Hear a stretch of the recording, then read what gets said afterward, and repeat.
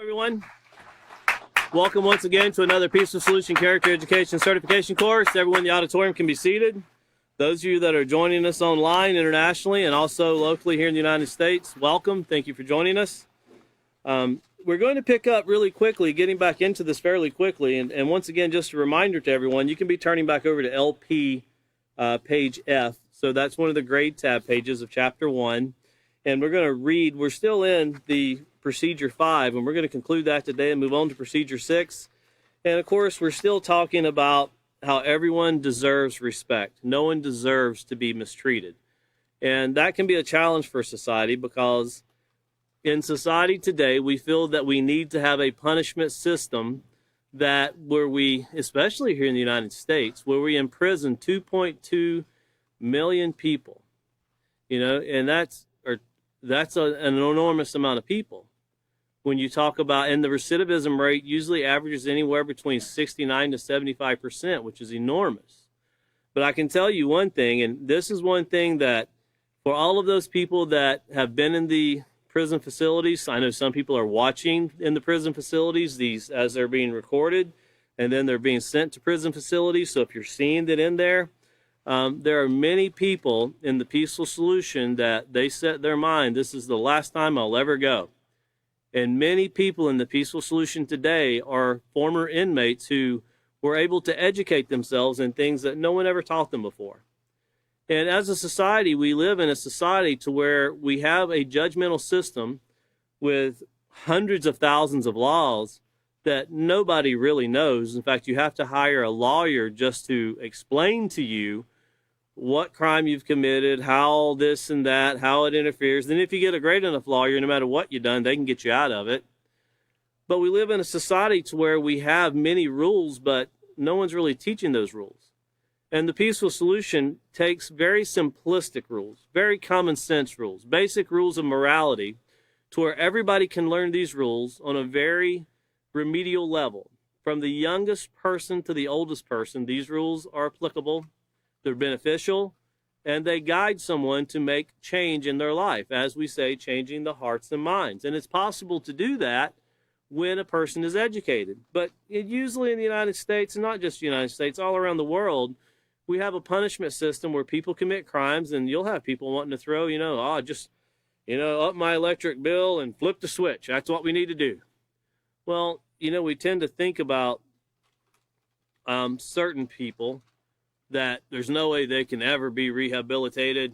They just have to die. And well, the person that says that's a very uneducated person. Because I've talked to many people in prisons, and I have friends that were former inmates that have changed their lives. But when you talk to people who have experienced this, you find out there's some pretty horrific things that took place in their life, starting very young, up until they became, older, an adult.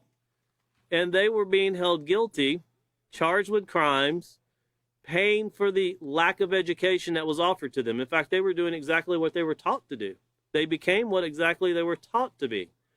And that's where we're lacking in society. And of course, this respect that we're talking about here, because we're in, what we're talking about today and what we've been talking about and what we're going to continue about, every time you throw in the word friend, you always have to remember influences and what an influence is. And it's something that has the ability to change the way you think, feel, and act. It can actually do very much. Just like a lot of students just came in to the auditorium very loud, and the influence of a teacher got them very quiet. So that works very well. But, when you're thinking about how these things interact with each other, remember we were told to never underestimate the power of an influence. And we'll discuss again tonight about how particular, how critical we need to be over who do we exactly make friends with. And are they really true friends?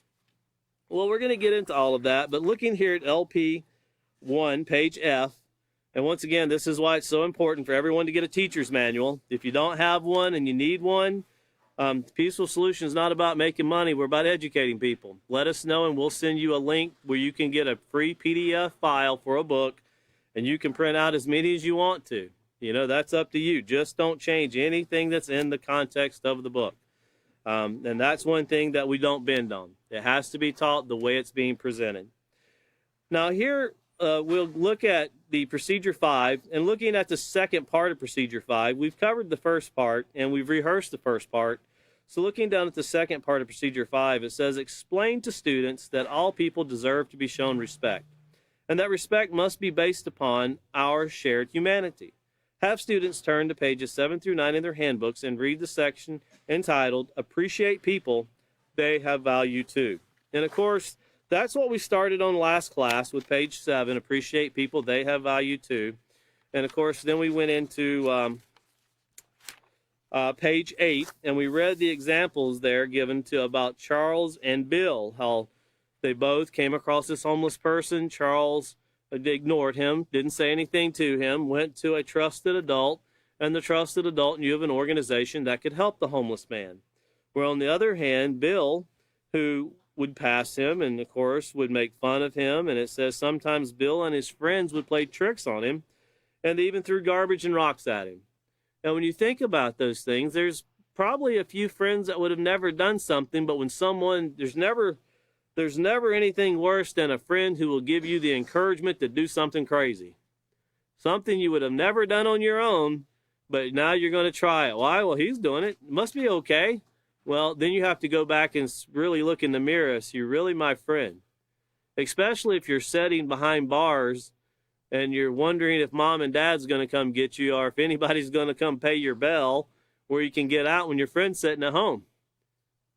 And that takes place many times, where people get themselves in trouble because they were running with their friends, what they thought was their friends.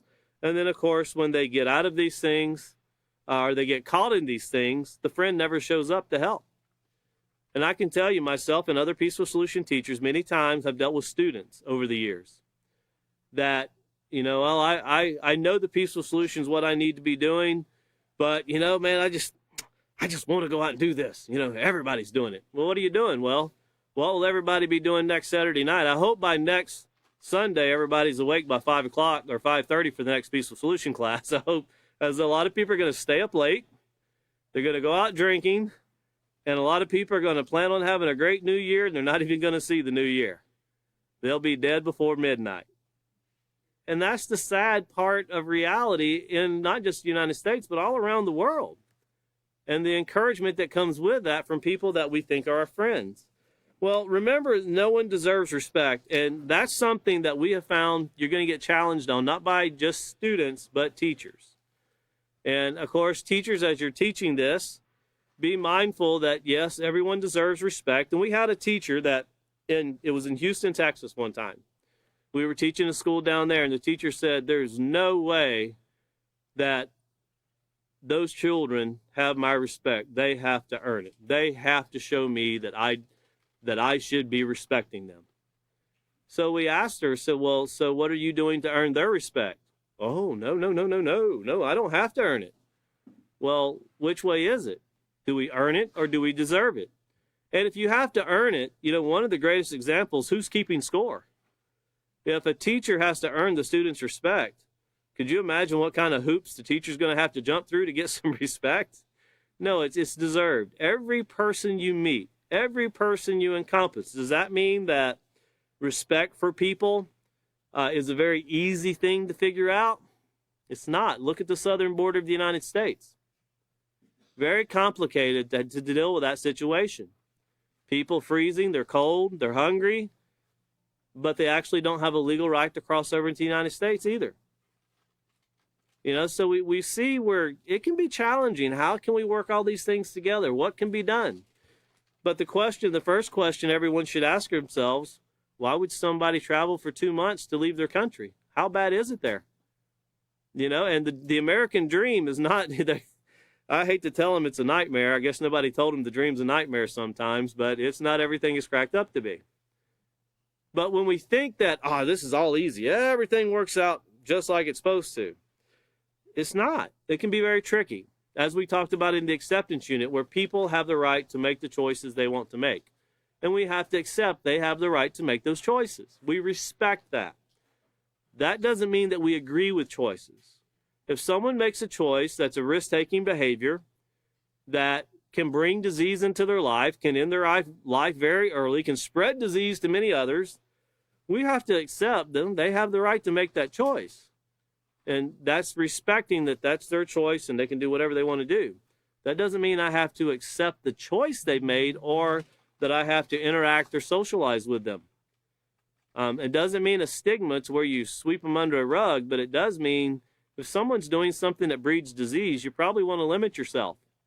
I don't know of anybody that goes around looking for people with COVID and say, hey, cough on me. You know, hey, I haven't got the flu this year. Can you spit on me a little bit? You don't really have to do that. I was walking through the parking lot of a store the other day, and I seen so much spit in the parking lot. You know, I was like, I'm going to throw my shoes away when I get home or something, you know, burn them. I don't know what to do with them. But it was disgusting. That's not being respectful either when you're spitting where people are walking all the time. Find a place that's not in a pathway. But looking here, of course, looking over to page 9, and remembering what we've talked about, that just very quickly, reading off page 8 again, no one deserves to be ridiculed or treated cruelly.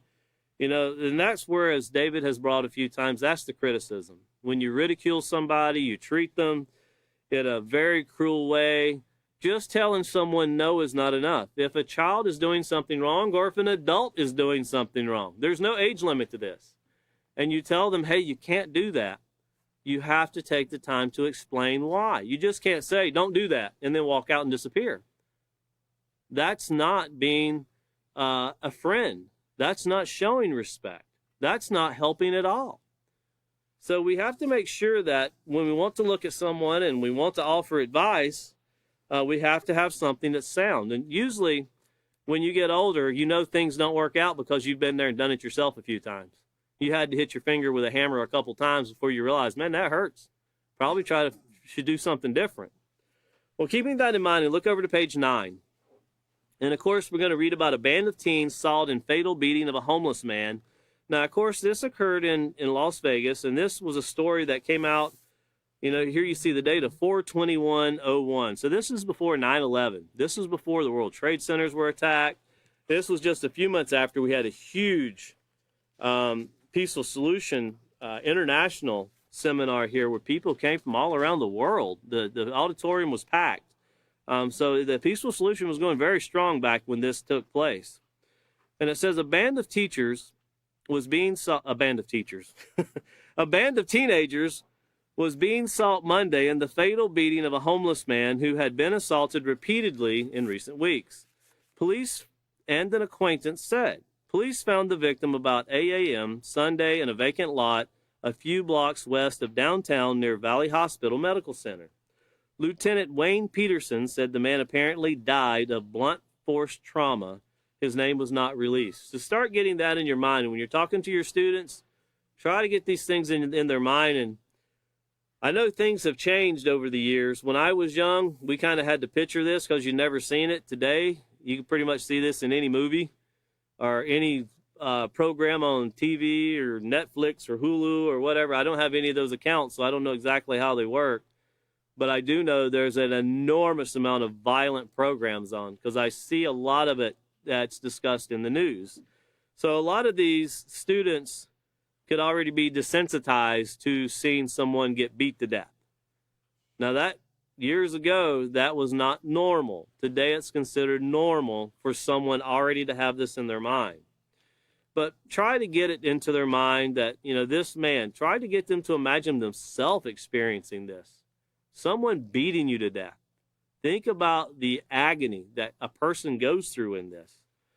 It says the same homeless man had been treated at nearby University Medical Center in Las Vegas after being beaten March 12th by 3 or 4 teenagers. So it was just a little, month earlier.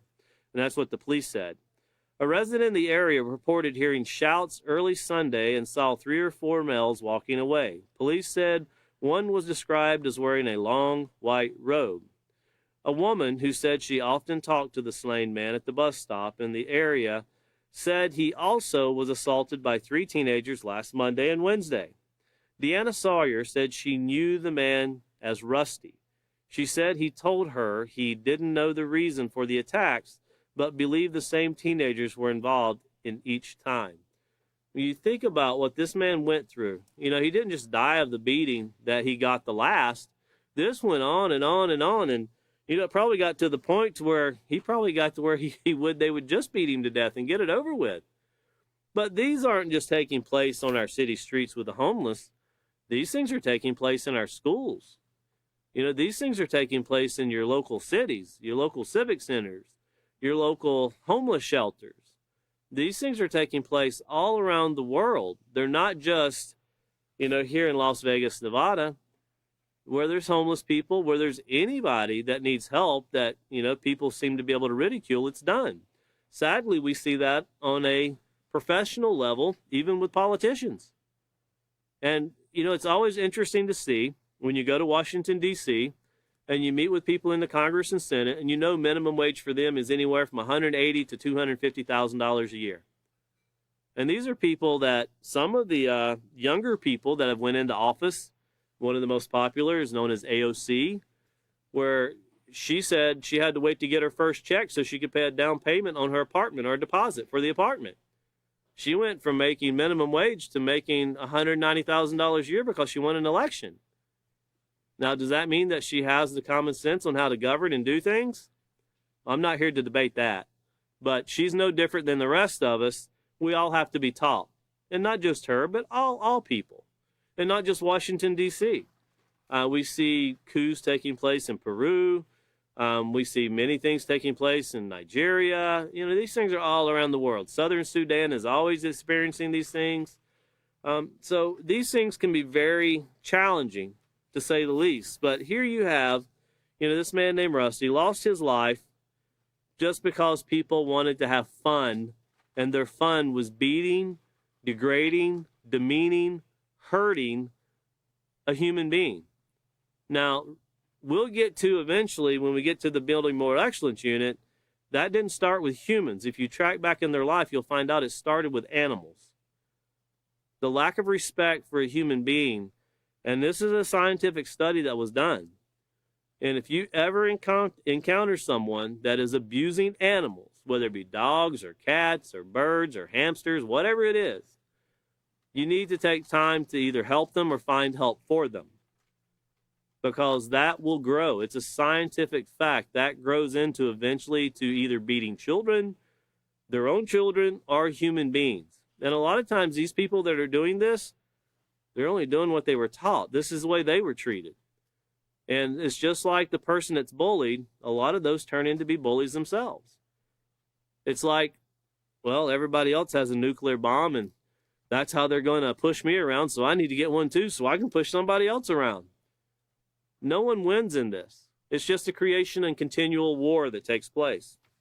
Well, looking here on page 9, notice it says appreciating the value means realizing that life, all life, is valuable. All means all. It doesn't mean just human, you know, whether it's animal, plant, all life is valuable. Think of all the things we just talked about in the self-control unit with chapter 7, even down to the microbes that are in the ground, and how if you destroy them, you won't get food.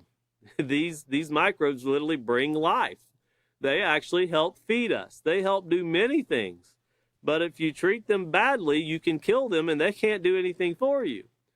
And of course, this is the same thing with human life, or animals, or, you know, plants, so forth. Notice it says, in fact, each person is like a diamond. I would encourage every teacher to go over with their students what it takes to form a diamond and how much pressure that is under to actually create a diamond. And a diamond, when it's created, is just something of really hard substance. You know, if you're doing fine tile work, or if you're dealing with certain kinds of things in construction, they have what they call diamond tip blades because they're very durable and the cut is very clean. And it's really, in some instances, it's the only thing you can use. So diamonds are more than just something you put on a person's finger or put on their ears or the necklace. But the pressure that it takes to make one, take the time to go in that with your students. If we could put up the first slide, the diamonds, when they first come out, they're not very pretty. You know, that's a diamond, but that's a rough diamond. Hasn't been cut and hasn't been polished, but it's been formed. And the core of this diamond that you're looking at is very, very solid. Now you can start shaping and molding this diamond. And that's what the Peaceful Solution Character Education does. In the very beginning, it forms that solid core. So it becomes very, in a thought process that's always considered positive, never trying to make a negative choice, always considering your actions, always thinking about what you do before you do it. That's what the Peaceful Solution starts. When we start, remember we talked about these building blocks, and it gets that core where it's very solid. And then if you go to the next slide, this is what we start working at, and this is a lifetime process. That's a diamond that's been polished and cut. And it looks a lot different than the rough diamond. Has a lot of beauty to it. In fact, you see all the colors that reflects back through it. And that's also what the Peaceful Solution does. But if that diamond, although that right there is very beautiful, very expensive also, but when you look and see all the colors, the shapes that it can take, the beauty that it can take, we have to become someone that when we look that way in character, when you pick it up, it doesn't break. The core has to be solid. The foundation has to be there. And remember, that starts with self-control. Self-control is the foundation of all positive moral behavior. But we're going to find out respect is a foundation of something too. And we'll get into that as we move forward. But the Peaceful Solution allows that to take place in our lives where we're polished. We trim off the rough edges. And we all have them. Every one of us have them. Even if we have a solid core to us, we have a lot of rough edges that we have to trim off and polish and kind of get rid of. It's kind of like, when everybody's going to make this New Year's resolution you're going to hear about, I'm going to lose 50 pounds, and by January 2nd, how's it going? Oh, I quit that. That was just too much.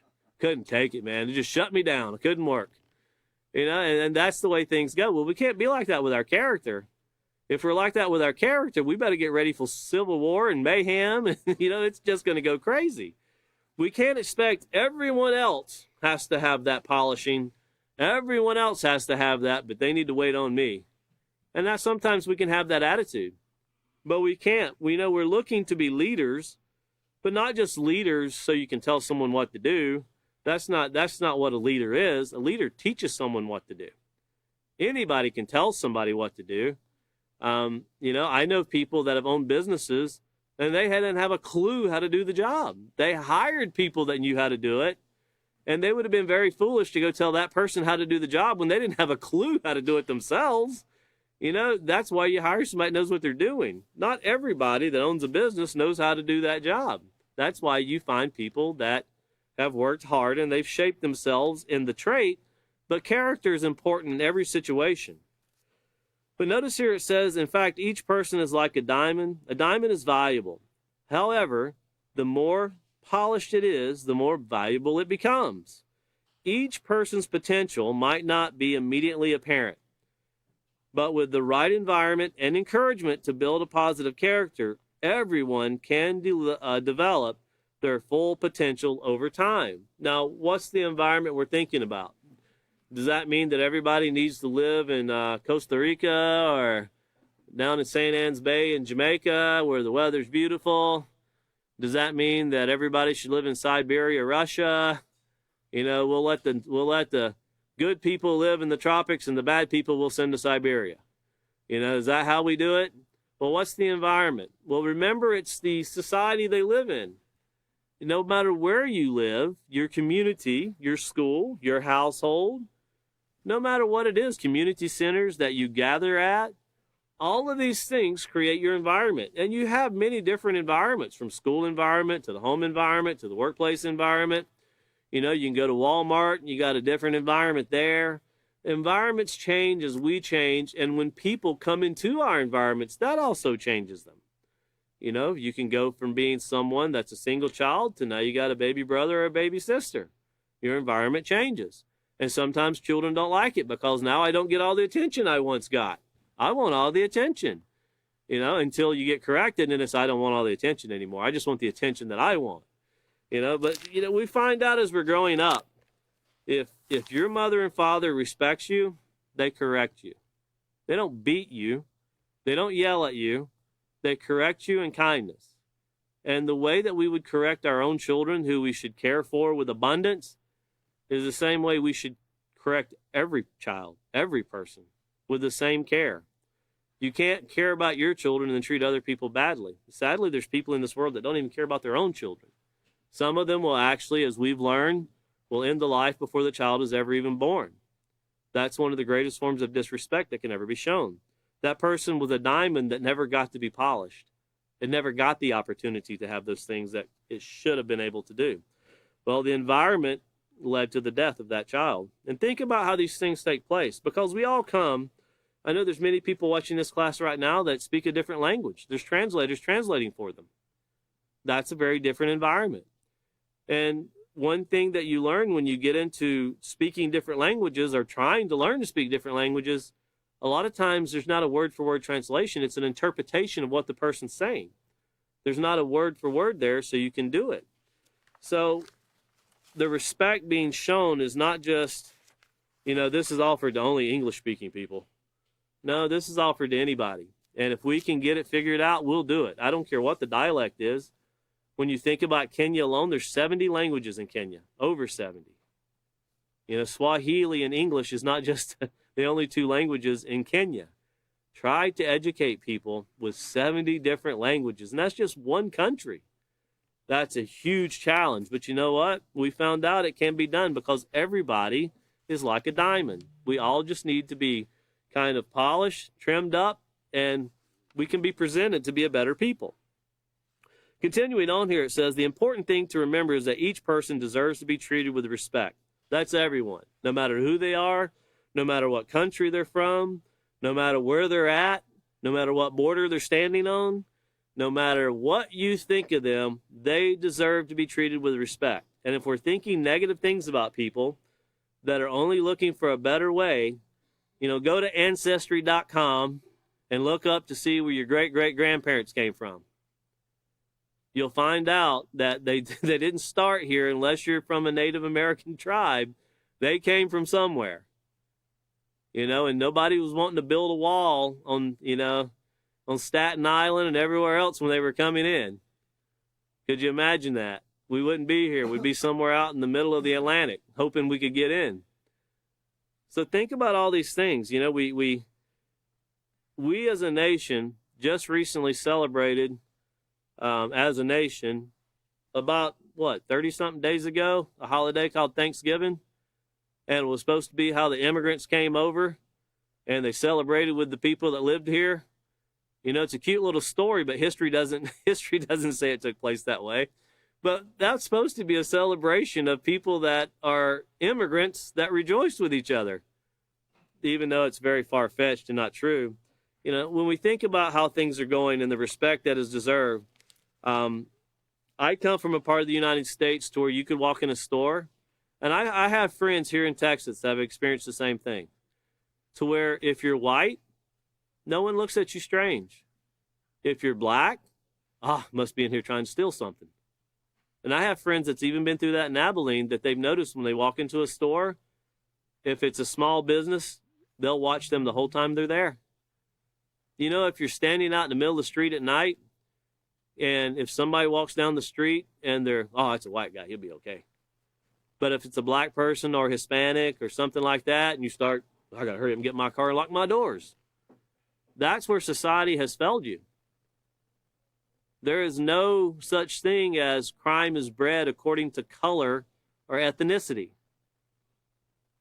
And a lot of people have that. If you've ever experienced that in your mind, that's disrespect that has been put within you to think that you should think negative things about this group and positive things about this group. That's a form of disrespect that has been deeply rooted within us that really needs to be taken out.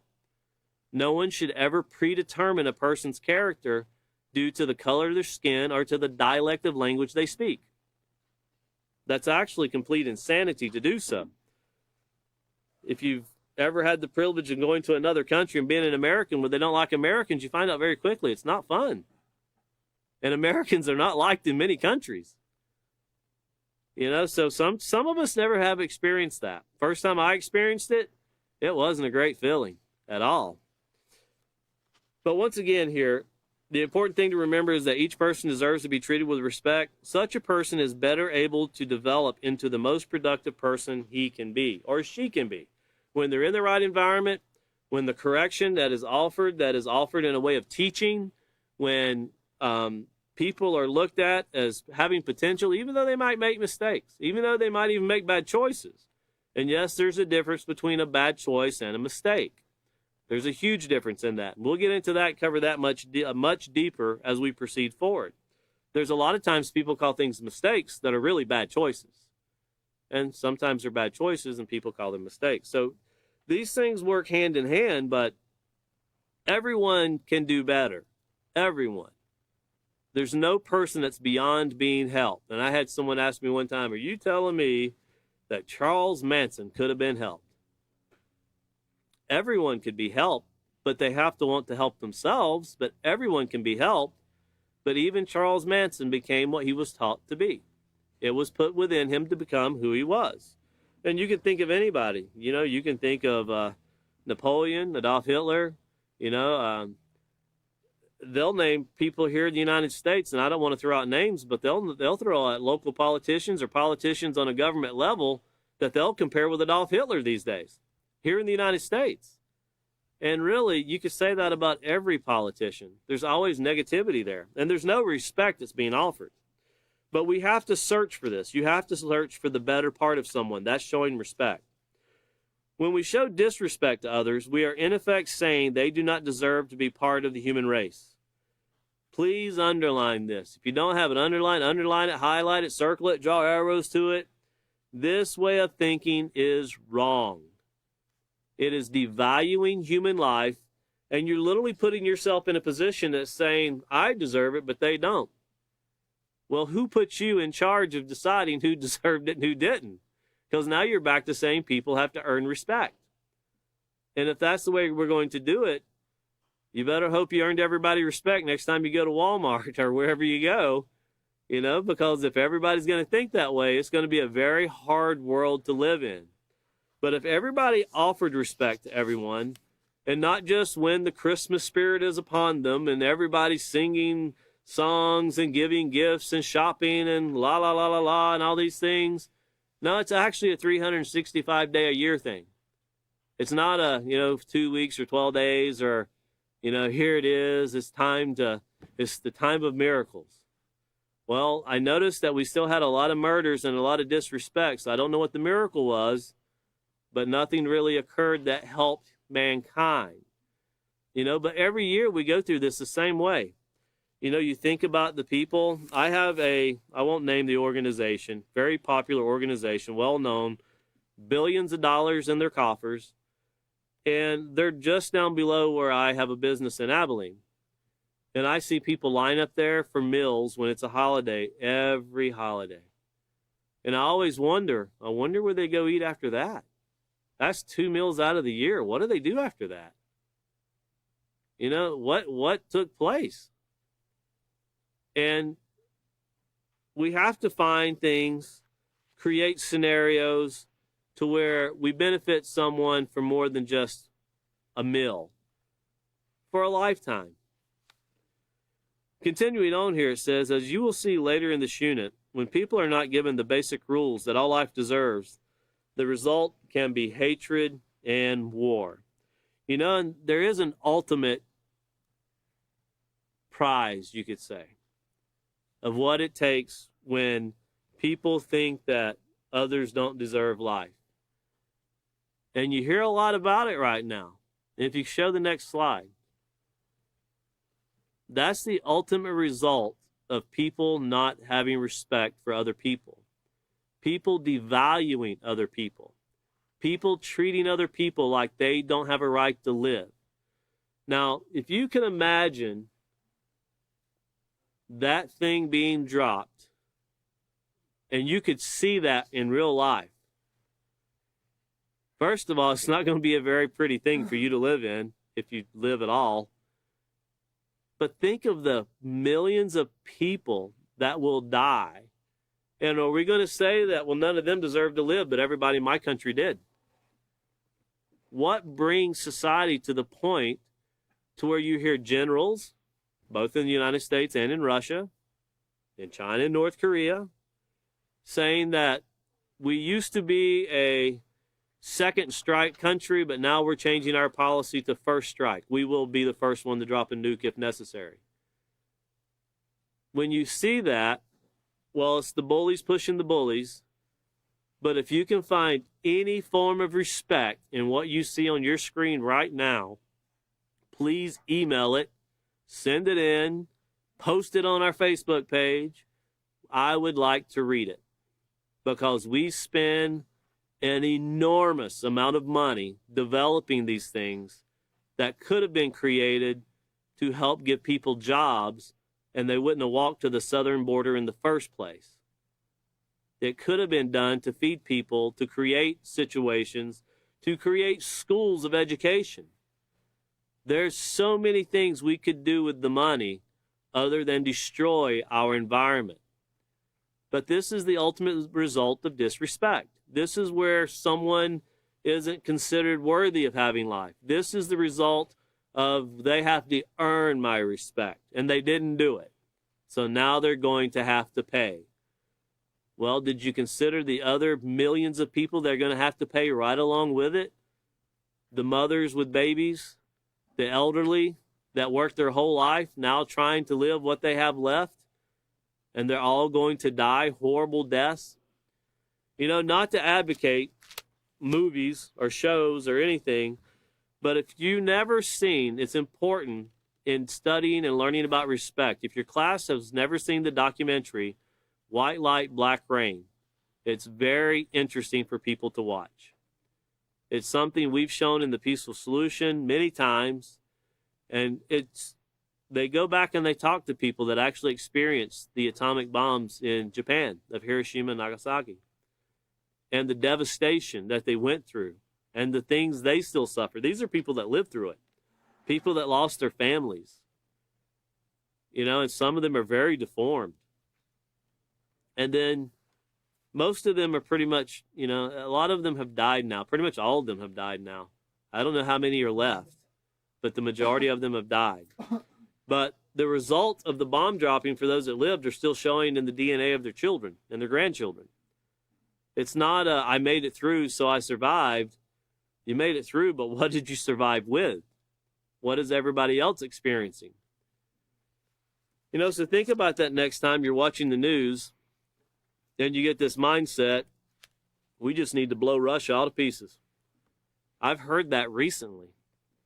Or anybody in Europe or Eurasia, we just need to blow the United States all to pieces. Or we just need to blow North Korea up. Or North Korea, they've already said if we attack anyone, we're going to blow Seoul, Korea up. Seoul is a huge city. An enormous amount of people would die.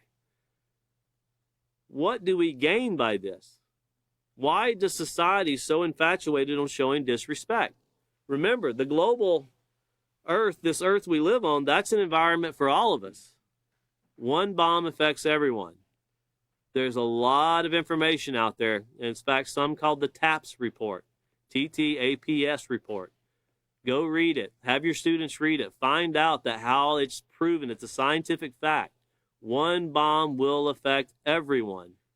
It will spread. The wind current will take it all around the world. This is not something that we've got the biggest bomb and now we drop it. You know, and I seen a report the other day and they were showing the top 10 nuclear explosions were twice the size and height of Mount Everest. And China has by far the largest explosion of anybody tested.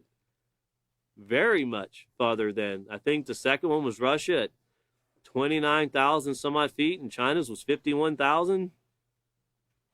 You know, and these things are just completely devastating. But I hope we don't become a society that has to see it to believe it. But I've only been alive for 49 years, but I know we live in a society that has to see it to believe it. And I really feel bad for the people that will experience it. And if we say that that's far-fetched, it will never take place, you're not reading the news or watching the news, and you're not seeing what's taking place in society today. You can live in a fairy tale. You know, we can live in our own little worlds, but not knowing and being educated to what's going on will not stop it from taking place. Well, how do we change it? How do we do something differently? Well, we got to change the president. That's what we got to do. We got to vote him out of office and put somebody else in. Well, I think we just went through that here in the United States recently, didn't we? Completely divided. And people throw out one, bring in another, and this is worse than what we had. As long as I've been alive, I've always heard that. I've never heard anybody say, well, this one's better now. I've never heard anybody say that it was better the other way. Well, unless it's affecting you financially, then people say it. But continuing on here, notice it says basic rules for respecting all people. Once again, all means all. Everybody. Every person. If you teach the peaceful solution long enough and you get involved in prisons, you're going to hear some people that are learning the peaceful solution that are in prison that have done some very horrific things. I mean, violent things. And a lot of them have this mindset that, there's no way I can recover from this. But they can. And they come out in society, and first thing society wants to do is kill them. Even if that's what they did. Well, no, as soon as he gets out, that's what we need to do. No one ever considers, what did the person go through? I shouldn't say no one. Majority do not consider that. Well, look here at the basic rules for all people. Basic rules for respecting all people. Notice here the first one is always remember that people have value. That means you should deem them to be important. Remember what we value. That's page 6 of the character unit. We deem it to be important. And must, there's that must word again. That means if you want to bake your cake, you must add this. This is an ingredient that's important. Can't have it without it. Must be respected because, 1, they are living, breathing members of the human race. 2, they have goals, abilities, and potential. 3, they can build a positive character and be productive members of society. Well, that's through education. And that's all of us. They can be. Means they have the potential. But we have to supply the opportunity. Millions of people can do millions of things. But they only do what you give them the opportunity to do. We have a teacher that you see teach quite a bit, William, who lived down by the border in Laredo. And we would go to a lot of schools down in Laredo. And they would tell us how you'd have 12 and 13-year-olds making $5,000 and $6,000 a week running drugs for the cartel. Now, when you're 12 and 13 years old and you're hauling in $5,000 a week, you're not really interested in getting a job. You're interested in hauling drugs. But they don't really tell you by the time you're 16, you're going to be doing time in prison.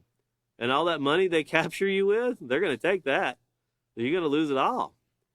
And what takes place when they arrest you? They've already got 7 or 8 more that they're using, and they'll just replace you with somebody else. A lot of people standing in line wanting to make $5,000, $8,000 a week just by delivering things. It's just really bad when you get caught. And when they get out of prison, what do you think they go back to? I was making money in this before. If they can give me another job, I'll do it again. And sadly, we create that environment. We allow that environment to take place. Well, look here at the bottom of the page. Page 9, it says, each person has goals, desires, and the potential to contribute something of value to the needs of others. And we all contribute at different levels. One might contribute an enormous amount in one way. One might contribute an enormous amount in another way. Even if you're contributing a small amount, as long as we're moving forward, that's the direction we want to go. There was a lot of people in the Manhattan Project in 1934 contributed a lot to technology. But that took us a long way back. That's where these nuclear bombs were formed and how they've been grown and how they've been nurtured and matured and the money that's been spent on them. If you've never done so, spend some time with your class and see how much has been spent on education and compare that with how much has been spent on military and weaponry in the United States. And you'll find out that there's an enormous amount of money that's been spent. Look back over to LP, or Lesson Plan 1, page F. We're going to be turning over to page 10, and we're pretty much going into the next procedure. And it says, inform students that respectful interaction leads to meaningful relationships. So, respectful interaction. And we want to have these meaningful relationships. That means something beneficial, something worthwhile. Guide class discussion by asking students how respect improves the quality of relationship.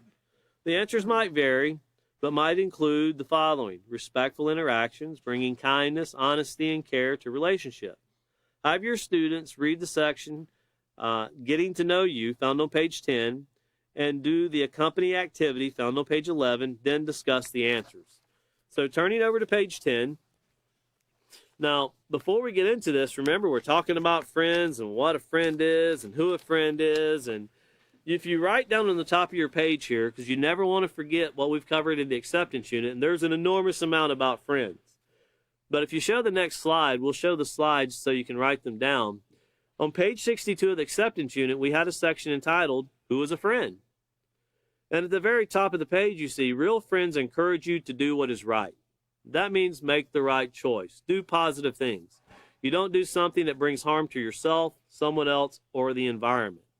You don't cause risk-taking behavior. You don't encourage someone to do something that could bring harm. Notice it says a friend is one who supports, notice, respects, encourages, and accepts you as a unique individual. And we're all unique individuals. Friends can come in all shapes and sizes, and that can change throughout the years, I found out, and from all walks of life. Friends can come from all nationalities and ethnicities. It's important not to cut yourself off from getting to know someone because they're different.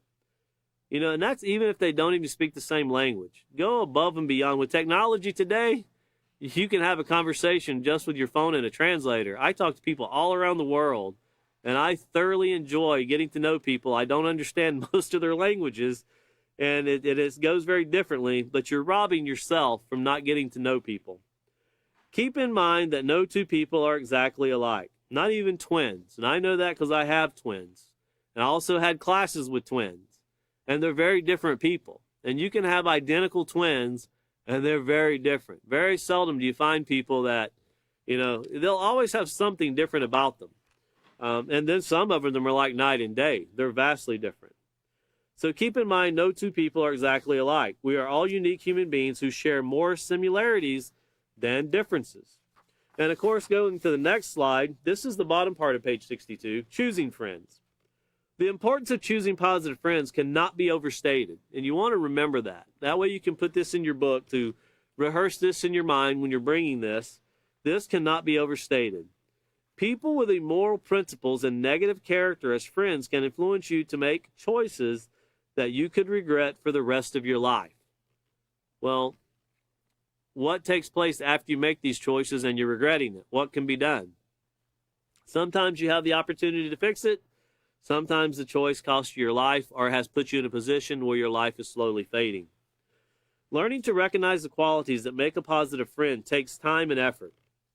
Avoid meeting someone and immediately deciding to accept this person as a friend. Take your time to learn about him or her first. Remember, just because someone has a great personality does not mean they have a positive moral character. When choosing friends, keep these things in mind and proceed with wisdom and caution. Well, what is the wisdom? That's the things we've learned. That's the things we've been taught that we should be implementing into our lives. That's the things that will help us move forward. And if you could, I think you're probably going to have to skip a slide. Deciding to be friends is what I'm looking to go to. Deciding to be friends. And this was, barely fit on the page there. This was the 4 steps of what we had went over on what it takes to when you finally choose someone to be your friend. And remember, there were 4 steps. There was the observation stage, the introductory stage, the getting to know you stage, and then after all that, then you decide, the deciding stage. And we discussed in detail, most people get married without going through these steps. And the marriage ends very quickly. You know, that's why you have a prenup agreement. So if it doesn't work out, I can get out of this because I really got into it without thinking about it anyway. Or I didn't consider it. Not that I wasn't thinking about it. I didn't consider it. And then look over to the next slide before we get into this. This is also from page 25 of the acceptance unit. And it's called Intolerance Hurts. Intolerance. Well, what does that have to do with friends and respect? Well, it says intolerance is the opposite of acceptance. Takes many different forms. stereotyping, prejudice, and discrimination are all ways in which intolerance manifests itself in our society. As we discussed about predetermining in your mind about someone when you see them because of the color of their skin or the way they talk or so forth. Regardless of the form it takes, the effects are always the same. Intolerance, when directed at an individual, community, or nation, results in fear, distrust, anger, resentment, and once again, even war. And this is without getting all the information and actually making a solid decision. It also shows us that the basic fundamentals of respect that we covered in the acceptance unit for all people means to avoid violent, verbal, and physical behavior. We've talked about that. We also went over the second chapter of the character unit last class, where this violent or physical behavior, the way things are done, how it affects people mentally and physically. And also here you see interact with consideration of others' needs by showing compassion. So here we see without value for life, remember we said that all life deserves to be respected. All life has value. But without value for life, respect, and compassion, the result is hatred in the form of intolerance. So when we don't look and see everyone as having value, when we don't respect others, when we're not valuing others, we're becoming a very intolerant person. We're showing intolerance. It says some people who are intolerant demonstrate their hate and contempt for others by physically or verbally assaulting them and their property. These forms of intolerance have been classified as hate crimes. And hate crimes are pretty common these days. Hate crimes deprive others of the right to live in peace. These crimes can range from property damage to murder. Hate crimes can leave victims feeling angry, depressed, afraid, and distrustful. The victims of hate crimes are sent a clear message that they are not welcome in any particular neighborhood or community. Once again, I hate to keep pointing at the southern border, but you see a lot of that right now. What's the answer? Well, nobody has an answer right now. Not as far as politically. There are answers to it. Education is one of the keys. Treating people with value and considering where we waste all of our money at would be a huge step in the right direction. Well, here back to page 10, getting to know you. It says another important reason for relating to people respectfully is that it allows you to get to know them. And remember the 4 steps we've talked about, the interaction, not being intolerant. Respectful interaction involves not only the basic respects for all life, but also the following. Being courteous. Now, what you see here, this is the polishing of the diamond. If you've got the core part, this is the polishing that takes place with all of us. And I can promise you, everybody's still being polished. There's no one that is, wow, that thing's complete now. At least not that I've ever met personally, and I'm speaking of myself first. But we all have things to work on. But we can always look at someone else and see where they haven't been polished. That's always easier to do. But we're in the same boat, and we have to remember that. But notice it says being courteous. You can be courteous in many ways. For example, we show courtesy by not interrupting when someone else is speaking or by saying please and thank you when appropriate. You can also be very disrespectful with thank you.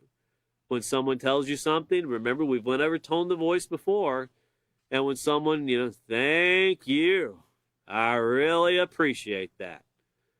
It can be done in a very disrespectful way. Or here you see kindness. Treat others with concern for their feelings. Yes, for their feelings, what you're saying, consider how it's going to affect them. Do not speak or act in a way to intentionally hurt them. Especially if you have someone, let's say you have someone that they're a troubleshooter. Troubleshooter means, they could have many different jobs. But their job is to find out what the problem is and fix it. The last thing you want to do is go in and tell that person, well, the problem, I finally found out, yeah, it's you. Yeah, you're the problem. And it's their job to actually find the problem and fix it. Well, how do we help them? Well, not by telling them that they're the problem. That won't help it at all. That doesn't bring forth any positive reaction. But that's done on a very common, everyday basis. And then you see fairness. Treat others' possessions the way you would want them to treat yours, or him or her to treat yours. This means asking permission before touching another's belongings and respecting an answer given, even if it's no. You must also follow the rules they have set concerning their possessions. And remember, we learned in the elementary series of the Peaceful Solution, when it comes to possessions, no is okay. There's nothing wrong. If it's yours, if a 5-year-old has a toy that's been bought and given to that child, and you need to share your toy, but it's mine, I don't want to. That no is okay. It belongs to them. You'll remember that when they get 16 and you come home, or you get up one morning and the car is gone. Did I tell you you could drive that car? Well, it's you got to share. Well, I said you couldn't do it. Well, I said the same thing, but you didn't tell me no was okay. We got to consider, what are we putting in the minds of people? And as parents, I promise you, what you tell your children will come back to haunt you eventually if you tell them the wrong things. And as you grow and learn, I promise you, everyone's going to tell their child something wrong. And it's going to come back at you one day. Not saying they're going to do it disrespectfully. It will just be through casual conversation with, well, I thought you said before. That will eventually come up. It's like the man that you should never smoke. It'll destroy you as they smoke. You should never do drugs. Go get my bag of marijuana, boy. And this is everyday things here. This takes place all around the world. Then you see honesty. No one wants to be lied to or dealt with dishonestly. You show respect to others by being honest, notice, in your words and actions. Yes, your words and actions. Be responsible for your words and let them be something others can rely on. And if you've ever dealt with someone that if they tell you it's night outside and you feel the need to go look out the window to make sure it's not daytime because that person, I've seen situations where it's said, you know how that person's lying? No, they're talking. But people earn this reputation. They develop this over a time of being dishonest, not being trustworthy, and that lives with you for a long time. And to change that takes an enormous amount of work. And we'll learn. We've talked about it briefly before, how it takes a lifetime to build a reputation. It can be lost with one single act. Then also, last but not least, obedience. That's one of the most filthiest words you can throw out there in society today, obedience. Well, obedience to what? I'm free.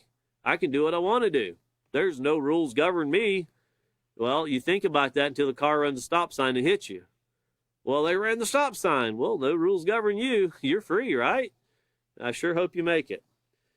Obedience. If someone in authority is telling you or asking you to do something that is not harmful or immoral, use a courteous tone of voice, be obedient, and notice follow instructions. Nowhere in that do you see no is okay. Notice, if they actually ask you to do something that is not harmful and not immoral, use a courteous tone of voice, be obedient, and follow instructions. If anyone ever asked anyone to do something immoral, that is downgrading, that is harmful, then of course it's acceptable. Why? Because your body is your possession. You get back into the rights of possession. And no is always okay when it comes to possessions. But we have to remember, if we tell people no, we have to accept the answer no. We can't say no to our things, and yes, everybody needs to say yes to me, but I'm a no man. You're not bothering anything I got. You're not going to see it. Don't even look at it. Turn your head the other way. But, well, can I borrow that? Well, you didn't let me borrow the last 3 things that I asked for. Yeah, but I need this. You got to do it. No is okay. And when it comes time to yourself as an individual, no is always okay when it comes to interaction. Looking over at the very top of page 11, we'll just get to this top paragraph, and then William will pick up from doing a little bit of rehearsing and then continuing forward. But it says, by interacting in respectful ways, you can develop meaningful relationships. Think of one of your friends. How did you become friends? What kind of interaction did you have that led to a bond of friendship? These are things you're pondering, questions you're asking. When you consider the positive relationships in your life, your parents, siblings, friends, and teachers, you can clearly see the important role respect plays in forming positive social relationships. So think about these, throughout the week. As you go forth throughout the week, think about this respect. Let it always be in your mind, especially when interacting with people, and how much better we can cause relationships to be. And William will get into this, how respect is the foundation of all positive relationships. That's a very easy thing to read, but a lot of attention can be showed to that and expressed and continued on. So we're going to stop right here on page 11. William will pick up there. Our next class, this is last class of this year. Next class will be January 1st, 2023. So it'll be this coming Sunday at 5:30 p.m. Thank you very much for joining us.